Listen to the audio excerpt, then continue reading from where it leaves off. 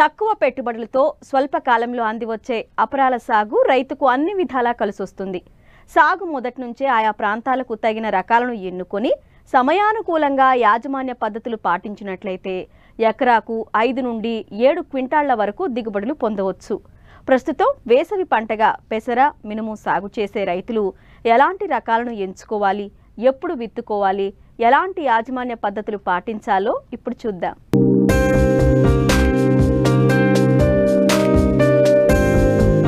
మన దేశం అపరాల ఉత్పత్తిలో ప్రపంచంలోనే మొదటి స్థానంలో ఉన్నప్పటికీ అంతకన్నా ఎక్కువ స్థాయిలో పప్పుధాన్యాల వినియోగం ఉంది. దీంతో విదేశీ దిగుమతులపై ఆధారపడాల్సి వస్తోంది. మార్కెట్లో కూడా మద్దతు ధర కంటే అధిక రేటు పలుకుతుండటంతో నీటి వసతి ఉన్న రైతాంగం ప్రస్తుతం వేసవి పంటగా మినుము, పెసర పంటల సాగుకు సిద్ధమవుతున్నారు. ఆయా ప్రాంతాలకు అనువైన రకాలను ఎంపిక చేసుకుని సాళ్ల మధ్య దూరం పాటిస్తూ విత్తుకోవాలని పెసర, మినుము పంటల్లో మేలైన యాజమాన్యం గురించి తెలియజేస్తున్నారు వరంగల్ ప్రాంతీయ వ్యవసాయ పరిశోధనా స్థానం శాస్త్రవేత్త సంధ్యా కిషోర్. వేసవిలో సాగయ్యే అపరాల పంటల విషయానికొస్తే పెసర, మినుము అనే పంటలు ముఖ్యమైన స్వల్పకాలిక అపరాల పంటలు. ముఖ్యంగా నీటి వసతి ఉన్న ప్రాంతాలలో పెసర, మినుము పంటలను ఫిబ్రవరి మొదటి వారం నుంచి మార్చి మొదటి వారం వరకు విత్తుకోవడానికి అత్యంత అనుకూలం. ముఖ్యంగా మినుము పంటను చూసుకున్నట్లయితే ఫిబ్రవరి మొదటి వారంలో ఎంత వీలైతే అంత తొందరగా విత్తుకోవడం మంచిది. పెసర పంట అయితే మార్చి మొదటి వారం వరకు కూడా విత్తుకోవచ్చు. అయితే వాటి ధర చూసుకున్నట్లయితే మద్దతు ధర కంటే కూడా ఎక్కువ మొత్తంలో రావడం వలన రైతులు వేసవిలో ఈ పంటలు సాగు చేసుకోవడం ద్వారా అధిక ఆదాయాన్ని పొందవచ్చు. అయితే ఈ పంటలను పత్తి తీసివేసిన తర్వాత, మొక్కజొన్న పంట తర్వాత కూడా మనము విత్తుకోవచ్చు. ఇలా విత్తుకోవడం ద్వారా పంటల వైవిధ్యం పెరుగుతుంది, భూసారం గణనీయంగా పెరుగుతుంది. తర్వాత వానాకాలంలో పండే పంటలకు ఎంతో ఉపయోగకరంగా ఉంటుంది. కాబట్టి రైతు సోదరులందరూ కూడా వేసవిలో స్వల్పకాలిక అపరాల పంటలు సాగు చేసుకోవడం ద్వారా అధిక ఆదాయంతో పాటు భూసారాన్ని కూడా పెంచుకోవచ్చు. వేరుబుడిపలు నత్రజని భూమిలో దాచి ఉంచడం ద్వారా నత్రజని పెరుగుతుంది. దీనితో పాటు భౌతిక రసాయనిక ధర్మాలు కూడా గణనీయంగా పెరుగుతాయి. అంటే నీటిని పట్టి ఉంచే గుణం కూడా భూమిలో పెరుగుతుంది. అలాగే సేంద్రియ కర్బనం కూడా పెరిగే అవకాశం ఉంది. ఇక మన రాష్ట్రంలో చూసుకున్నట్లయితే పెసర సుమారుగా 1,50,000 హెక్టార్లలో, మినుము 55,000 హెక్టార్లలో సాగుతూ వచ్చేది. పెసరలో చూసుకున్నట్లయితే WGG 42 యాదాద్రి అనే పిలువబడే రకము 60 రోజుల పంటకాలము, తర్వాత ఏకశిల WGG 37, వీటితో పాటుగా మదిర పరిశోధనా స్థానం నుంచి విడుదల కాబడిన శ్రీరామ MGG 351, అలాగే MGG 385 వంటి రకాలతో పాటు IPM 2-14, IPM 2-14 అనే రకాన్ని కూడా విత్తన లభ్యతను బట్టి ధృవీకరించబడిన విత్తనాన్ని కొనుగోలు చేసుకోవాలి. రకాల ఎంపిక ఎంత ముఖ్యమో యాజమాన్య పద్ధతులు కూడా అంతే ముఖ్యం. అపరాల సాగుకు అన్ని రకాల నేలలు అనుకూలంగా ఉంటాయి. కానీ చౌడు నేలలు, మురుగునీరు నిలిచే భూములు పనికిరావు. అపరాల పంటల తొలిదశలో కలుపు నివారణ చర్యలు చేపడితే మొక్కలు ఆరోగ్యంగా పెరిగి అధిక దిగుబడులు వచ్చే అవకాశముంటుంది. మొక్క దశ నుండి పూత, కాయ దశలో అధికంగా చీడపీడలు ఆశించి తీవ్రంగా నష్టపరుస్తుంటాయి. కాబట్టి రైతులు ఎప్పటికప్పుడు గమనిస్తూ సస్యరక్షణ చర్యలు చేపట్టాలి.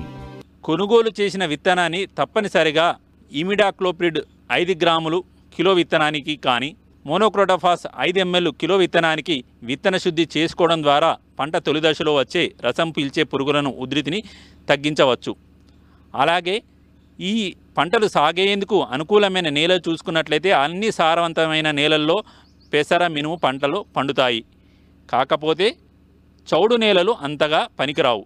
పంటను 2-3 సార్లు నాగలితో కల్టివేటర్ సహాయంతో దుక్కి చేసుకొని మెత్తగా దుక్కి అయిపోయిన తర్వాత రోటవేటర్ సహాయంతో మెత్తగా దుక్కి చేసుకున్న తర్వాత సాలుకు 22.5 సెంటీమీటర్లు, మొక్కకు 5 నుంచి 10 సెంటీమీటర్ల ఎడంతో ఎకరాకు 7 నుంచి 8 కిలోల విత్తన శుద్ధి చేసిన విత్తనాన్ని విత్తుకోవడం ద్వారా అధిక దిగుబడులు పొందవచ్చు. అలాగే విత్తిన 24 గంటల్లోపు పెండిమిథాలిన్ అనే కలుపు మందును 1 నుంచి 1.25 లీటర్లు 200 లీటర్ల నీటిలో బాగా తడిచేటట్లు, భూమి బాగా తడిచేటట్లు పిచికారీ చేసుకోవాలి. అలాగే పెసర మినుము పంటలు స్వల్పకాలిక అపరాల పంటలు కాబట్టి వీటిలో మొదట 20 నుంచి 25 రోజుల పాటు ఎలాంటి కలుపు సమస్య లేకుండా జాగ్రత్తగా చూసుకోవాలి. దీనికోసం గాను విత్తిన 18 రోజుల తర్వాత కలుపు తొలి దశలో 2 నుంచి 4 ఆకుల దశలో ఉన్నప్పుడు ఇమాజిత్ పైర్ అనే కలుపు మందును 300 మిల్లీలీటర్లు 200 లీటర్ల నీటిలో కలిపి పిచికారీ చేసుకోవడం ద్వారా పంట విత్తిన తర్వాత వచ్చే కలుపును కూడా నివారించుకోవచ్చు. తర్వాత పోషక యాజమాన్యం చూసుకున్నట్లయితే పెసర మినుము పంటలకు తొలి దశలో భాస్వరం అవసరం ఎక్కువగా ఉంటుంది. చివరి దుక్కిలో 2 టన్నుల బాగా మాగిన పశువుల ఎరువును వేసుకోవాలి. చివరి దుక్కిలో 18 కిలోల యూరియా, 125 కిలోల సింగిల్ సూపర్ ఫాస్ఫేట్ను, అలాగే 15 నుంచి 20 కిలోల ఎంఓపిని అందించడం ద్వారా పోషక యాజమాన్యాన్ని చేపట్టవచ్చు. అలాగే వేసవిలో బెట్ట వచ్చే అవకాశం ఉంటుంది కాబట్టి పంట బెట్టకు గురి కాకుండా దగ్గరగా తడులు అందించుకోవడం ద్వారా అధిక దిగుబడులు పొందవచ్చు. అయితే పెసర మినుము పంటల్లో ముఖ్యంగా వీటి చీడపీడల యాజమాన్య పద్ధతులు సరైన పద్ధతిలో చేసుకోవాలి. ముఖ్యంగా ఈ సమయంలో వేసవిలో పల్లాకు తెగులు ఉధృతి ఎక్కువగా ఉండే అవకాశం ఉంది కాబట్టి పల్లాకు తెగులు యాజమాన్యాన్ని జాగ్రత్తగా చేసుకోవాలి. దీనికోసం గాను తట్టుకునే రకాలను ఎంచుకోవాలి. మనము చూసినట్లయితే పెసర మినుములో WGG 42, WGG 37, MGG 351, MGG 385 వంటి రకాలను ఎంచుకోవచ్చు. అలాగే మినుములో అయితే PU 31 అనే రకము, వీటితో పాటు మధిర పరిశోధన స్థానం నుంచి విడుదల కాబడిన MBG 1070 ఈ రకాలతో పాటు TBG 104, GBG 1 వంటి రకాలను ఎంచుకోవచ్చు. ఈ మినుము పంట కూడా మనకు 70 నుంచి 75 రోజుల పంట కాల వ్యవధితో ఉన్న రకాలు ఇవన్నీ కూడా ఎకరాకు 5 నుంచి 6 క్వింటాళ్ళు దిగుబడిని ఇచ్చే సామర్థ్యం ఉన్న రకాలు. పెసర అయితే 4 నుంచి 5 సగటు దిగుబడి ఇచ్చే రకాలు. ఈ సరైన రకాలను ఎంచుకోవడం ద్వారా, అలాగే పంట చేను చుట్టూ సాలు వరుసల్లో జొన్న పంటను వేసుకోవడం ద్వారా జిగురు అట్టలు ఎకరానికి 15 నుంచి 20 జిగురు అట్టలు, నీలిరంగు జిగురు అట్టలు, అలాగే పసుపు వర్ణంలో ఉన్న జిగురు అట్టలు అక్కడక్కడ పొలం మొత్తం పెట్టడం ద్వారా రసం పీల్చే పురుగుల ఉధృతిని గమనించవచ్చు. అలాగే వాటిని కొంతవరకు నివారించుకోవచ్చు. ఇలా సమగ్ర యాజమాన్య పద్ధతులు పాటించడం ద్వారా పల్లాకు తెగులను, వేసవిలో వచ్చే ప్రధాన సమస్య అయిన పల్లాకు తెగులను సమర్థవంతంగా నివారించుకోవచ్చు. వీటితో పాటు పంట తొలి దశలో వచ్చే రసం పీల్చే పురుగులకు రసాయనిక చర్యలు చేపట్టడం ద్వారా కూడా మనము వీటి ఉధృతి తగ్గించుకోవచ్చు. విత్తిన 15 రోజుల తర్వాత ఉష్ణోగ్రతల్లో తేడా ఎక్కువగా ఉన్నప్పుడు ఫిప్రోనిల్ అనే కీటకనాశిని పిచికారీ చేయవచ్చు. దీనికోసము ఫిప్రోనిల్ 1.5 మిల్లీలీటర్ లీటర్ నీటికి కలిపి పిచికారీ చేయాలి. అలాగే ఎసిఫేట్ కానీ 2 గ్రాములు లీటర్ నీటికి కలిపి పిచికారీ చేయడం ద్వారా మనకు తామర పురుగులను నివారించుకోవచ్చు. అలాగే ఇంకొక సమస్య అయిన తెల్లదోమ నివారణ కోసం గాను డైఫెన్థిరాన్ 1 గ్రాము లీటర్ నీటికి విత్తిన 25 రోజుల తర్వాత ఒకసారి పిచికారీ చేయడం ద్వారా తెల్లదోమ ఉధృతిని కూడా నివారించుకోవచ్చు. అలాగే పెసర మినుము మొగ్గ దశలో ఉన్నప్పుడు నీమ్ ఆయిల్ వేప నూనె 1500 ppm వేప నూనె 5 మిల్లీలీటర్లు లీటర్ నీటికి, లేదా 10,000 ppm వేప నూనె అందుబాటులో ఉన్నప్పుడు 1 మిల్లీలీటరు లీటర్ నీటికి కలిపి పిచికారీ చేయడం ద్వారా, వేప నూనెను క్లోరిఫైర్ పాస్తో కలిపి పిచికారీ చేయడం ద్వారా మొగ్గ దశలో ఆకు గూడు చుట్టూ పురుగు పెట్టే గుడ్లను సమర్థవంతంగా నివారించి ఆ పురుగు యొక్క ఉధృతి ఎక్కువ కాకుండా చూసుకోవచ్చు. అలాగే రైతు సోదరులు మొగ్గ నుంచి కాయ దశ వరకు జాగ్రత్తగా ఎప్పటికప్పుడు పొలంలో గమనించుకున్నట్లయితే ఆకు గూడు చుట్టూ పురుగు ఉన్నట్లయితే నిండు పూత దశలో క్లోరాంథ్రినిప్రోల్ 60 మిల్లీలీటర్లు 200 లీటర్ నీటిలో కలిపి పిచికారీ చేసుకోవాలి. లేదా ఇమామెక్టిన్ బెంజోయేట్ 80 గ్రాములు 200 లీటర్ నీటిలో కలిపి పిచికారీ చేయడం ద్వారా పూత దశలో వచ్చే ఆకు గూడు చుట్టు పురుగును సమర్థవంతంగా నివారించుకోవచ్చు. ఇక ఈ రసాయనిక మందులు పిచికారీ చేసినప్పుడు పంట పోషకాలను కూడా పైపాటుగా 13-0-45 అనే మల్టీకేను 5 గ్రాములు లీటర్ నీటి కలిపి పైపాటుగా పిచికారీ చేయడం ద్వారా పోషకాలను కూడా కీటకనాశనంతో పాటు అందించవచ్చు. ఈ రకంగా సమగ్ర యాజమాన్య పద్ధతులు పాటించినట్లయితే పెసర మినుములు కూడా అధిక దిగుబడులు పొంది అధిక ఆదాయాన్ని పొందవచ్చు.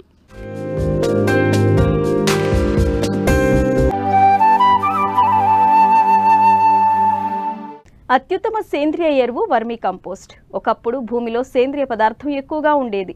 వానపాముల సంచారం అధికంగా కనిపించేది. దీంతో నేల సారవంతమయ్యేది. రసాయన ఎరువుల మితిమీరిన వాడకం వల్ల మట్టికి ఆ ప్రయోజనాలు దూరమయ్యాయి. ఈ నేపథ్యంలో వ్యవసాయ వ్యర్థాలు, పశువుల పేడతో వర్మీ కంపోస్టు తయారు చేసి పంటలకు అందిస్తే మంచి ఫలితాలను సాధించవచ్చు. నేరుగా పశువుల ఎరువు వాడితే దీనిలోని పోషకాలు మొక్కలకు అందడానికి 2 నుండి 3 నెలల సమయం పడుతుంది. అదే వర్మీ కంపోస్టు ద్వారా అయితే నేరుగా అందించవచ్చు. దీని తయారు ఏ విధంగా చేసుకోవాలో రైతులకు అవగాహన కల్పిస్తున్నారు విశాఖ జిల్లా చింతపల్లి వ్యవసాయ పరిశోధనా స్థానం.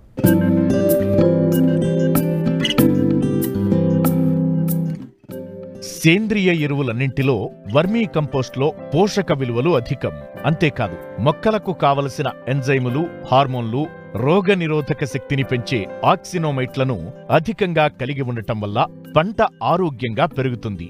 రైతుకు పురుగుమందుల అవసరాన్ని తగ్గిస్తుంది. దీన్ని నేలకు అందించడం వల్ల నేలలో సూక్ష్మజీవుల వృద్ధి వేగంగా పెరుగుతాయి. ఫలితంగా భూసారం పెరుగుతుంది. అందుకే వర్మీ కంపోస్ట్ను జీవనాగలి అంటారు. వానపాములను రైతు మిత్రులుగా వ్యవహరిస్తారు. 1 టన్ను వర్మీ కంపోస్టులోని పోషక విలువలను గమనిస్తే 15 నుండి 30 కిలోల నత్రజని, 10 నుంచి 20 కిలోల భాస్వరం, 11 నుండి 18 కిలోల పొటాషియం లభిస్తుంది. సూక్ష్మ పోషకాలను కూడా తగిన మోతాదులో మొక్కలకు అందించడంలో ముఖ్యమైన పాత్ర పోషిస్తుంది. పాడి పశువులు ఉన్న రైతులు చిన్న షెడ్ను నిర్మించుకుని పంట వ్యర్థాలను ఉపయోగించి స్వయంగా వర్మీ కంపోస్టు తయారు చేసుకోవచ్చు. మార్కెట్లో గిరాకీ పెరుగుతుండటంతో యువత వర్మీ కంపోస్టు తయారీని ఉపాధి అవకాశంగా మలుచుకుంటున్నారు. ప్రస్తుతం కిలో వర్మీ కంపోస్ట్ 7 నుంచి 8 రూపాయల ధర పలుకుతోంది. చక్కటి ప్యాకింగ్తో పట్టణాల్లో కిలో 20 రూపాయలకు అమ్ముతున్నారు. అయితే విశాఖ ఏజెన్సీ ప్రాంతంలోని రైతులు సొంతంగా తయారు చేసుకునేందుకు శాస్త్రవేత్తలు అవగాహన కల్పిస్తున్నారు. ఇందుకోసం చింతపల్లిలోని సెంటర్ ఆఫ్ ఎక్సలెన్స్ లో పలు పద్ధతుల్లో వర్మీ కంపోస్టు తయారు చేస్తున్నారు. ముఖ్యంగా ఇక్కడ పండే కాఫీ గింజల నుంచి వృధాగా పడేసే పొట్టును ఉపయోగించి వర్మీ కంపోస్టు తయారు చేస్తున్నారు. రైతులకు ఈ విధానం పట్ల అవగాహన కల్పిస్తున్నారు. ముఖ్యంగా ఈ ఆర్ఆర్ఎస్ చింతపల్లిలో మా యూనివర్సిటీ వారు గత ఖరీఫ్ కాలం నుండి centre of excellence in organic farming అనేది స్థాపించడం జరిగింది. దానిలో భాగంగా నన్ను ఇక్కడ డిప్యూట్ చేశారు. వారంలో కొన్ని రోజులు ఇక్కడ నేను వర్క్ చేయడానికి వస్తున్నాను అనకాపల్లి నుంచి. ఇక్కడ ముఖ్య ఉద్దేశం ఏంటంటే ఏజెన్సీ ప్రాంతంలో ఎక్కువ సాగు అంతా కూడా సేంద్రియంగా జరుగుతుంది. మనందరికీ తెలిసిన విషయమే. రసాయనాలు చాలా తక్కువగా వాడతారు. ఇటువంటి ప్రాంతంలో ఒక సెంటర్ని ఎస్టాబ్లిష్ చేసి ఇక్కడున్న సేంద్రియ సాగు విధానాలన్నింటినీ సర్టిఫై చేసి ఏజెన్సీ రైతులకి మంచి మార్కెటింగ్ సదుపాయాలు కల్పించాలనే ఒక సదుద్దేశంతో మా యూనివర్సిటీ వారు ఈ సెంటర్ని ఇక్కడ ఎస్టాబ్లిష్ చేశారు.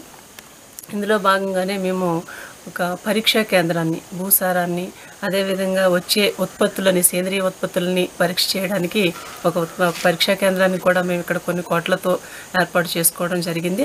అందులో భాగంగా మీరు ఇది చూసినట్లయితే దీన్ని కంపోస్ట్ యూనిట్ అండి. ఇది ఇక్కడ మనకి ఏజెన్సీ ప్రాంతంలో సుమారు 2 లక్షల ఎకరాలకు పైగా కాఫీ తోటలు ఉన్నాయి. ఈ కాఫీ నుంచి వచ్చే పల్ప్ ప్రాసెసింగ్లో వచ్చే ఆ వేస్ట్, పల్ప్ వేస్ట్ అంతా కూడా వాళ్ళు బయట డంప్ చేస్తున్నారు వేస్ట్ లాగా. అదంతా ఎంతో పోషకాలు కలిగిన విలువైన సేంద్రియ పదార్థం అది. దాన్ని కనుక తిరిగి మనం కంపోస్టింగ్ చేసుకుని నేలకు అందించినట్లయితే చాలా వరకు ఈ రసాయనిక ఎరువులకు ప్రత్యామ్నాయంగా మనము సేంద్రియ ఎరువుగా వాడుకోవచ్చు. దాన్ని సుమారు 18 పోషకాలు ఈ కాఫీ వేస్ట్లో ఉంటాయి. దీన్ని వివిధ పద్ధతుల్లో మేము ఇక్కడ కంపోస్టింగ్ చేస్తున్నాము. ఇక్కడ ఇంకో శాస్త్రవేత్త జోగారావు గారు సాయిల్ సైంటిస్ట్ ఉన్నారు. ఆయన ఆధ్వర్యంలో ఇక్కడ కంపోస్టింగ్ అవన్నీ మేము చేస్తున్నాము. ఇదేంటంటే డిఫరెంట్ మెథడ్స్. ఇక్కడ చూసినట్లయితే దీన్ని వర్మీ కంపోస్ట్ తొట్టెలు అంటారు వీటిని. ఇవి చూసినట్లయితే నాడెప్ తొట్టెలు. అవి సాధారణ పద్ధతిలో కంపోస్ట్ చేసుకోవడానికి, అంటే రైతుకు ఒక 4-5 ఆప్షన్స్ ఇస్తే అతనికి ఏది వీలైతే ఆ ఆప్షన్లో అతను కంపోస్టింగ్ చేసుకొని మంచి సేంద్రియ ఎరువును రైతులకు అందించాలని ఉద్దేశంతో దీన్ని పెట్టడం జరిగింది. ఏ వ్యర్థ పదార్థాన్నైనా మనం వివిధ రకాల కంపోస్టింగ్ మెథడ్స్ పద్ధతుల ద్వారా ఎరువుగా మార్చుకోవచ్చండి. అందులో ఒక పద్ధతి నాడే పద్ధతి అంటారు. ఇది నారాయణన్ పండరి పాండే అనే ఒక మహారాష్ట్ర రైతు దీన్ని ముందుగా ప్రారంభించారు. ఇందులో ఏంటంటే ఈ కట్టడం చూసినట్లయితే కొద్ది పొడవు, వెడల్పు ఒక 10 అడుగులు పొడవు, 6 అడుగుల వెడల్పు, 1.5 అడుగు లోతు గుంతలు తీసుకుంటాము. ఇవి కూడా ఈ గోడల చుట్టూ కూడా ఇటుక విడిచి ఇటుక గాలి చొరబడడానికి వీలుగా కట్టడం నిర్మించుకుంటాము. అంటే ఏరోబిక్ మెథడ్లో కంపోస్టింగ్ జరగడానికి వీలుగా ఈ కట్టడి ఉంటుంది. ఇందులో మెయిన్ ఒక ఉద్దేశం ఏంటంటే దీని యొక్క ఈ కంపోస్టింగ్ మెథడ్ యొక్క ఉద్దేశము ఎక్కువ మొత్తంలో ఒకేసారి మనం మెన్యూర్ తీసుకోవాలంటే ఈ పద్ధతికి వెళ్తే రైతు లాభసాటిగా ఉంటుంది. అదేవిధంగా ఇప్పుడు వర్మీ కంపోస్ట్లో అయితే రైతు చిన్న చిన్న ముక్కలుగా చేసి కంపోస్టింగ్ వెళ్లాల్సి వస్తుంది. అయితే ఇక్కడ పెద్ద పెద్ద అరటి బొందలు కానీ కొబ్బరాకులు ఏవైనా కానీ పెద్ద పెద్ద వ్యర్థాలను కూడా ఇందులో వేసుకొని కంపోస్టింగ్ చేసుకోవచ్చు. అయితే పొరలుగా ఒక పొర సేంద్రీయ వ్యర్థం వేసినట్లయితే ఇంకొక పొర మట్టి వేసుకోవాలండి అంతే మోతాదులో. తర్వాత దానిపైన పేడ నీళ్ళని చిక్కటి నీళ్ళని చిలకరించుకోవాలి. ఈ విధంగా ఈ 3 ఉపపొరలను కలిపి ఒక పొర అంటాము. పొరలుగా ఇదంతా వేసుకుంటూ పై వరకు వచ్చిన తర్వాత ఒక 20 రోజుల తర్వాత పాక్షికంగా కుళ్ళిన తర్వాత, ఇప్పుడు ఒక 10 రోజులు అయింది మేము ఇది వేసి, పాక్షికంగా కుళ్ళిన తర్వాత దీన్ని ఇది లోపలికి వెళుతుంది. వెళ్ళిన తర్వాత మట్టితోనూ మరియు పేడతో ప్లాస్టింగ్ పైన అలికేస్తాం. అలికిన తర్వాత దీన్ని ఇంకా డిస్టర్బ్ చేయమండి. సుమారు 3 నెలల్లో ఇది మంచి సేంద్రియ ఎరువుగా తయారవుతుంది. వేసిన వ్యర్థాలను బట్టి కూడా ఎరువు తయారయ్యే కాలం ఉంటుంది. ఉదాహరణకు అపరాలు కానీ నూనె గింజలు ఈ వేరుశనగ పొట్టు అలాంటివి వేస్తే త్వరగా అయిపోతుంది. అదే మనం ఈ చెరకు ఆకులు కానీ వరిగడ్డి కానీ అవి వేస్తే ఒక 3 నెలల వరకు టైం పడుతుంది, 3 నుంచి 4 నెలలు. ఈ కాఫీ వేస్ట్ అయితే 2.5 నుంచి 3 నెలల్లో మనకి సేంద్రియ ఎరువు తయారవుతుంది. షెడ్లను సాధ్యమైనంత తక్కువ ఖర్చుతో నిర్మించుకోవాలి. సూర్యరశ్మికి వ్యతిరేక దిశలో ఏర్పాటు చేసుకుంటే వెలుతురు నేరుగా బెడ్లపై పడదు. దీంతో వానపాములపై ఒత్తిడి ఉండదు.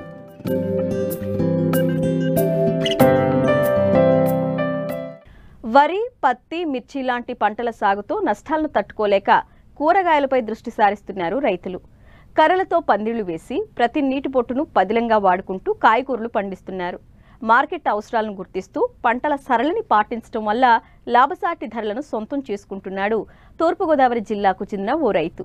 అయితే ఈసారి మాత్రం పొట్ల సాగుతో నష్టాలను మూటగట్టుకున్నారు.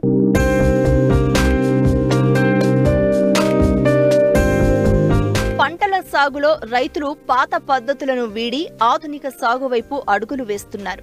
మూస ధోరణితో వ్యవసాయం చేస్తే ఆశించిన ఆదాయం రాక రైతులు నష్టపోతున్నారు. అందుకే మార్కెట్లో ఎప్పుడూ డిమాండ్ ఉండే కూరగాయల సాగు చేపట్టి మంచి లాభాలను పొందుతున్నారు అన్నదాతలు. ఈ కోవలోనే తూర్పుగోదావరి జిల్లా పెరవలి మండలం కండవల్లి గ్రామానికి చెందిన రైతు నాగేశ్వర రెడ్డి ఇతర పంటలతో పాటు 1/2 ఎకరంలో పందిరి కూరగాయలు సాగు చేపట్టారు. స్థానికంగా దొరికే కర్రలను ఉపయోగించి తక్కువ ఖర్చుతో బీర, కాకర, సోర, దొండ వంటి తీగజాతి కూరగాయలను సాగు చేస్తూ మంచి లాభాలను గడిస్తున్నారు. అయితే ఈసారి వేసిన పొట్ల పంటకు తెగుళ్లు సోకడంతో మొక్కలు మొత్తం ఎండిపోతున్నాయి. కాయల ఎదుగుదల నిలిచిపోవడంతో మార్కెట్లో ధర రావడం లేదు. ఎన్ని మందులు పిచికారీ చేసినా ఫలితం లేదంటున్నారు రైతు.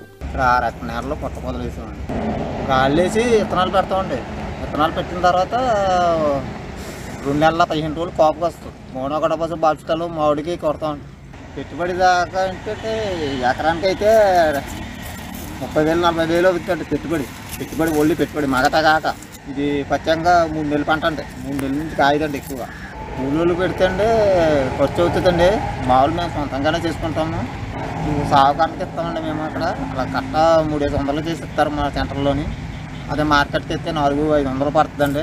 అటువంటిది కొట్టడానికి 5 గంటలు 6 గంటలు కూడా నుంచి అవ్వట్లేదు. అలా 40,000 పెట్టుబడి పెట్టేటప్పటికి లాస్ట్కి వచ్చేటప్పటికి కనీసం 25,000 కూడా చేతి రాదండి. పంట సరిగ్గా నాడింగ ఉంటే వస్తుందండి. నాడింగ లేకపోతే చేతి తట్టిపోతుంది. ఏమో తెగులు వచ్చేసింది. మాగుడు తెగులు, కాయేమో ఎగుదల లేదు, కాయ ఊడతలేదు. కాయ ఊడతలేదండి, తెగులు వచ్చేసింది. మందులు గట్ట కొడతామండి. ఆటలు పెట్టుబడి అవుతాయి, మందులు పెట్టుబడి గట్ట. కర్రలండి అర్సీగడ కొనుక్కొస్తామండి. ఎదురు అర్సీగడ కొనుక్కొస్తాం. వైరు గట్టనేమో ఇక్కడ షాప్లో ఇస్తారండి.